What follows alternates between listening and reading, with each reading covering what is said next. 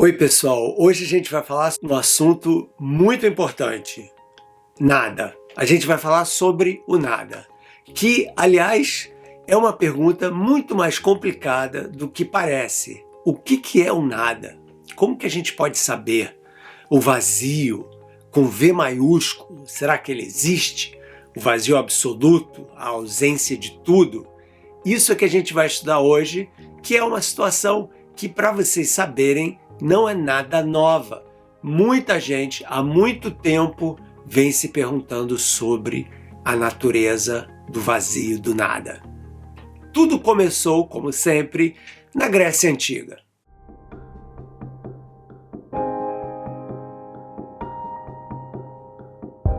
Então vamos começar do começo. Bom, antes de mais nada, não se esqueçam, se vocês ainda não são membros do canal, não se acanhem e virem membros. A gente tem uma porção de coisas que a gente dá para os membros especiais, até ao nível mais alto, em que a gente tem um Zoom privado comigo e com os membros Sol e Galáxia. Então, se vocês puderem, é muito bom. Se não puderem, tudo bem. Tá com vocês aqui, para mim, já é o máximo. Entendeu? O que eu quero é conversar com vocês sobre essas grandes questões. E não se esqueçam, como sempre, de deixar um like no vídeo e de se inscrever se ainda não se inscreveram no canal. Ok. Primeiro de tudo, quando a gente fala no vazio, a gente tem que classificar que vazio é esse que a gente está falando. Porque tem muitos tipos de vazios diferentes. A gente pode falar do vazio metafísico, né? A ideia do nada absoluto, a ausência de tudo, que na verdade é mais uma ideia do que alguma coisa que a gente pode provar fisicamente, né? O nada com N maiúsculo. A gente pode falar do vazio na ciência, do vazio na física, que seria o vácuo absoluto. Será que o vácuo absoluto é possível? A gente pode falar do vazio existencial, o lado mais humano das coisas, mais filosófico, mais psicológico, na verdade, do que é esse vazio que a gente pode, às vezes, sentir dentro da gente, né? Então, existem vários tipos de vazio e cada um deles tem uma história diferente a ser contada, ok? Então, deixa eu lembrar que esse tema foi escolhido por vocês, membros do canal, que fizeram uma votação e queriam que eu falasse sobre essa questão do vazio. Então, vamos começar com o vazio na filosofia. A gente fala sobre o tudo, o nada, né? E o que quer dizer isso? E o infinito, né? Então, essas ideias de tudo, nada, infinito, são ideias, mais do que qualquer outra coisa, né? O tudo, aquilo que engloba tudo que existe. Para a gente falar sobre o tudo, a gente tem que pensar, mas o que é tudo que existe? Como é que eu vou saber o que existe? Nós, seres humanos, será que a gente pode entender tudo que existe? Essa é a preocupação. E, obviamente, a gente não pode. A gente tem limites do conhecimento. Então, o tudo passa a ser, vamos dizer assim, uma classificação de uma potencialidade que nunca pode ser confirmada. O tudo. O mesmo com o nada. A ausência de tudo. O vazio absoluto, né? Aquela ideia de que, será que a gente pode conceber a ausência de tudo? Você fala, sim, uma caixa vazia. Não, porque uma caixa vazia está cheia de ar. Mas espera aí, se a gente tirar todo o ar, aí a gente começa a falar não no vazio da filosofia, mas no vazio da física. Então, na filosofia, a ideia do vazio é essencialmente um conceito. Então, por exemplo, na Grécia Antiga, os atomistas falavam dos átomos se movendo no vazio. E só existia isso, os átomos que compunham tudo o que existe, as coisas materiais, e eles se locomoviam no vazio para lá e para cá, à medida em que eles se combinavam para explicar todas as transformações que a gente vê no mundo natural. Então tudo é feito dessas bolinhas ou pedacinhos de matéria chamadas átomos, que não podem ser cortados, mas eles podem se combinar de formas diferentes para explicar transformações, tipo uma flor desabrochando, uma nuvem que está crescendo, a chuva caindo, mas tudo isso sempre os átomos viajando no vazio absoluto, que seria a ausência dos átomos. né? Essa aqui é a ideia. Mas, obviamente, nem todos os filósofos pensavam dessa forma. Então, por exemplo, antes dos atomistas, o Anaxímenes falava da ideia de uma totalidade que existia e que tudo vinha dessa totalidade, tudo voltava a essa totalidade da matéria, ok? Sem especificar muito bem o que ela era, mas não existia o vazio. E o Aristóteles, que veio depois, lá por 300 e poucos antes de Cristo, ele falou que o vazio não existia, que para ele existia sempre alguma substância no universo. Então, mesmo quando a gente olhava para o céu, em vez de achar que o céu estava vazio, ele diria que ele está sendo composto, preenchido, vamos dizer assim, de uma substância etérea, daí que vem a palavra éter, que é o éter ou a quinta essência. E que a Lua, os planetas, as estrelas eram aglomerados luminosos dessa quinta essência. Mas no universo, em geral, no espaço, não existia o vazio. É como se as coisas fossem uma espécie de banheira, em que em vez de você ter água, você tinha essa substância difusa que o Aristóteles chamava de éter, ok? Essa é a ideia. E muitos anos mais tarde, depois dos gregos, no século XVII, no início do século XVII, o filósofo francês René Descartes dizia também que ele não acreditava no vazio, que existia o que ele chamava de plenum. O plenum, então, seria uma substância que está difusa através de todo o espaço, de forma a não existir o espaço vazio. E o Descartes meio que, então, acha que as órbitas dos planetas são vórtices criados nessa substância, da mesma forma que quando você tem uma banheira e você tira lá a tampa da banheira, você vê um vórtex se formando em torno do ralo, né? E aí se você tiver uma rolhazinha ali, essa rolha vai fazer um círculo até cair dentro do ralo. A ideia do Descartes é que as órbitas planetárias eram esses vórtices se propagando em torno de matéria que está sempre girando. Então, se um planeta gira, então esse giro do planeta causa esse vórtice, e tudo que está perto, então, gira também. Por isso que a Lua gira em torno da Terra, por exemplo. Essa é a ideia do Descartes, ok? Então, no início do século XVII, com o Descartes, então 1630 por aí, o Descartes falando de que o vazio não existia. Logo, logo vem o Newton. 1642 nasce o Newton, e o Newton reverte a visão de mundo dos atomistas e dizer que não, tudo é feito de átomos, esses átomos interagem por forças elétricas e gravitacionais, essa era a ideia do Newton, mas eles se propagam no vazio. Então, o universo é vazio, entre os planetas, entre as estrelas não existe nada, existe apenas o vazio, a ausência de matéria. Então, uma maneira de você pensar no vazio é essa, a ausência de matéria. Então, para o Newton, não existia matéria. Aliás, ele prova isso tentando desmentir as ideias dos vórtices lá do Descartes, porque ele diz o seguinte, não, cara, se a Lua realmente estivesse se propagando num vórtex, ia ter tanta fricção que, eventualmente, a Lua ia gastar toda a energia dela e ia cair aqui na Terra. Então, o Newton diz que para as órbitas dos planetas serem estáveis em torno do Sol e as luas serem estáveis em torno dos planetas, você tem que ter o espaço vazio. Okay? Então essa era a ideia da época do Newton. Obviamente, essa história não vai render muito tempo. Por quê? Porque no século XIX, quando se fala da luz, a luz foi descoberta como sendo uma onda, né? E a gente sabe muito bem que ondas se propagam em algum meio material.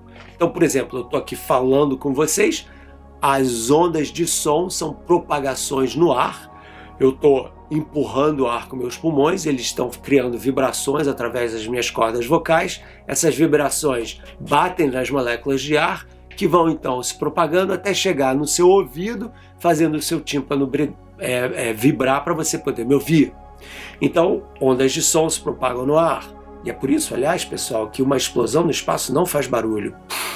Todos aqueles filmes de ficção científica em que tem uma grande explosão, não ia fazer nenhum barulho. Na Lua também, não tem ar, não tem atmosfera, não tem barulho. Não dá para ter uma conversa. Também não ia dar, porque você não ia poder respirar mesmo, né? Mas, de qualquer forma, a ideia de que você precisa de ar para sustentar a propagação das ondas de som, da mesma forma que você precisa da água para sustentar as propagações das ondas no lago, no rio, no mar, certo? O que sustenta a luz? Veio então o conceito de éter, essa substância meio que mágica, isso no século XIX, em 1850, 60, essa substância meio mágica que tinha o papel essencial de sustentar a propagação das ondas de luz. Só que por que eu falo meio mágica? Porque, obviamente, esse éter luminífero de luz tinha que ser completamente transparente, porque senão a gente não ia poder ver a luz das estrelas muito distantes. Ele não podia ter massa, ele não podia oferecer qualquer fricção, porque senão a Lua ia espiralar na Terra, os planetas iam cair no Sol.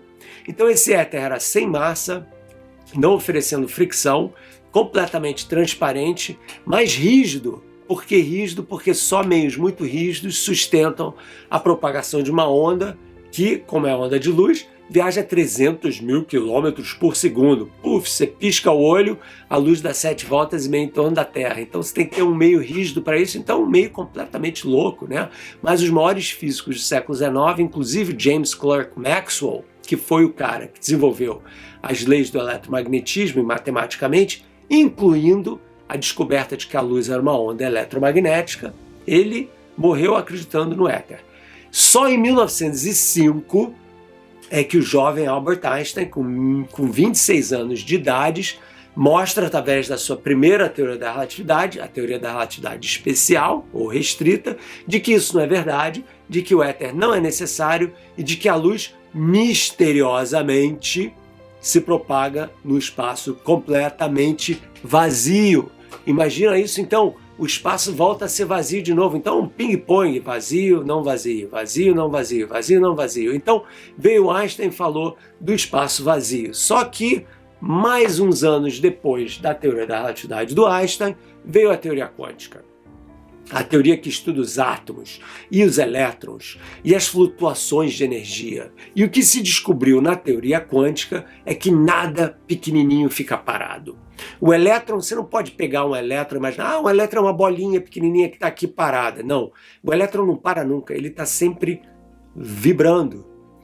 E essa incerteza na posição do elétron é explicada descrita através do princípio de incerteza do Heisenberg, diz que todas as partículas da natureza têm uma pequena vibração. E se você tem uma vibração, você não tem energia zero. Então não existe a energia zero, que seria a ausência total de vibração. Esse é um problemão, porque isso diz o seguinte, que se a energia ela pode ser não zero, ter uma flutuação de energia, existe um outro princípio de incerteza que não é o da posição com o momentum, mas é o da energia com o tempo. Então essa incerteza na energia causa uma incerteza no tempo que faz com que seja possível você violar a lei mais importante da física, a lei de conservação de energia, por intervalos de tempo muito pequenininhos. Então quando você remete isso para o vazio, você fala, o que é o vazio? É o que tem energia igual a zero. Na física clássica pode ser, mas na física quântica, essa energia igual a zero não existe. Ela está sempre flutuando. E porque o E igual a mc2, essa flutuação de energia do vácuo, do vazio, pode causar matéria, criar partículas de matéria. Então, quando a gente fala em física do vácuo, do vazio absoluto, a gente está falando, na verdade, de uma sopa que está borbulhando, em que flutuações aleatórias de energia criam pares de partículas, tipo um elétron e um pósitron, durante frações de segundo, e depois eles voltam de novo para esse vácuo. Então você está borbulhando partículas. Então o vácuo na física quântica nunca é vazio e, portanto, a física moderna diz que o espaço vazio é impossível. O vácuo está populado pelo que a gente chama de partículas virtuais, essas que aparecem e desaparecem nessa sopa quântica do nada. Olha que loucura. E aí, para complicar mais ainda essa história, em 1998 se descobriu a energia escura. A energia escura que tem esse efeito de acelerar a expansão do universo. E como que isso é explicado? Isso é explicado através de um fluido que preenche todo o espaço que existe, que tem essa propriedade estranha de ter uma pressão negativa, que é o que força o universo a expandir aceleradamente. Então, o espaço vazio quântico é, na verdade, uma sopa de flutuações, e o universo em si, acima disso, tem também essa energia escura que alguns dizem tem alguma ligação ainda misteriosa com esse vácuo quântico. Talvez esse vácuo quântico e essa energia escura tenham alguma coisa em comum, que seria belíssimo, porque mostraria que as estruturas menores que existem na natureza, essas flutuações de partículas virtuais, comandam, determinam como o espaço, como um todo, está expandindo. Olha só que coisa linda. Essa é a conexão micro-macro, do muito pequeno e do muito grande. Ok? Então vocês veem as várias nuances, né, dessa realidade das físicas clássica, da física quântica, da cosmologia, e como elas lidam com essa questão do nada de uma forma diferente da metafísica, o nada com N maiúsculo, mas fisicamente mostrando que a ideia do nada absoluto é uma ideia e não uma realidade. E o vazio na vida? Só para terminar essa conversa. O vazio na vida é aquele quando você vive uma vida sem propósito, uma vida sem um significado maior. E esse vazio pode ser fonte de grandes depressões, de grandes angústias e ansiedades. Por que eu vou acordar amanhã para fazer alguma coisa quando eu não tenho nada que eu queira fazer na vida? Então, não existe uma cura permanente para esse tipo de vazio existencial, mas existem duas coisas que ajudam muito. A primeira delas é a curiosidade. Você ser curioso, você querer aprender, você querer crescer como ser humano, absorvendo e criando conhecimento. É uma maneira de você enaltecer a sua existência de forma que a cada dia você queira aprender mais um pouquinho. E hoje a gente tem a sorte de viver numa época em que informação e o acesso aos meios de criação são muito diretos e muito fáceis, né? Então fica muito mais fácil hoje você fazer isso do que no passado, ter acesso à informação. Se bem que no passado, se você tivesse uma biblioteca, um pedaço de papel e um lápis, você também podia ser uma pessoa criativa. Sempre a razão humana está sempre aí, a emoção humana está sempre aí para nutrir essa nossa vontade de criar. E essa curiosidade, unida a essa vontade de criar, certamente alivia essa tensão, essa angústia do vazio existencial. E a outra, curiosidade, e a segunda é o amor. É você viver uma vida que não é só para você, mas é uma vida que é para você e para as pessoas que estão à sua volta e, sinceramente, para todas as pessoas que existem. A ideia de amar, você fala, eu amo essa pessoa, que ótimo que você ama essa pessoa, isso é uma coisa muito profunda. Mas o amor é muito maior do que só isso.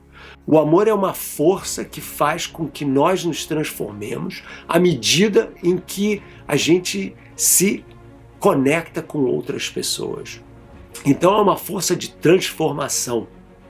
Uma força de transformação para você e para as pessoas à sua volta. E quando você une a curiosidade com o amor, certamente esse vazio existencial vai embora. Então eu queria deixar vocês com essas palavras de sempre se manterem essa curiosidade e essa vontade de querer fazer o bem, de querer amar as pessoas vivas dentro de vocês, para que então vocês possam celebrar a coisa mais maravilhosa que nós temos, que é a nossa possibilidade de poder viver mais um dia num universo que absolutamente não está vazio. É isso, pessoal. Então, espero que vocês tenham gostado do vídeo. Virem membros, deem um like para o canal e eu vejo vocês daqui a pouco, ok? Até mais.